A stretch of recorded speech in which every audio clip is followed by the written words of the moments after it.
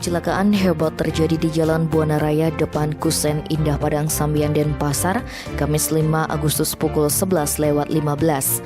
Sebuah truk engkel terbalik usai menyerempet pick-up dan menabrak mobil. Momen tersebut diabadikan dalam rekaman video oleh pengendara lain yang melintas dan heboh di media sosial. Kasalantas Polresta Denpasar Kompol Taufan Rizaldi menerangkan, peristiwa itu bermula ketika mobil pick-up yang dikendarai Ahmad Saiful bergerak dari arah utara menuju selatan.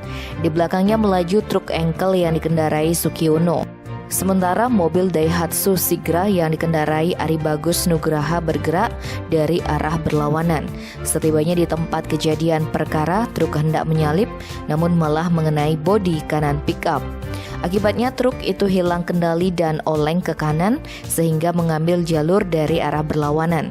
Naas tiba-tiba dari arah berlawanan muncul mobil Daihatsu Sigra. Tak pelak, tabrakan pun terjadi hingga membuat truk terbalik. Akibat dari kejadian tersebut, ketiga pengemudi mengalami luka-luka. Tim Bali Express melaporkan.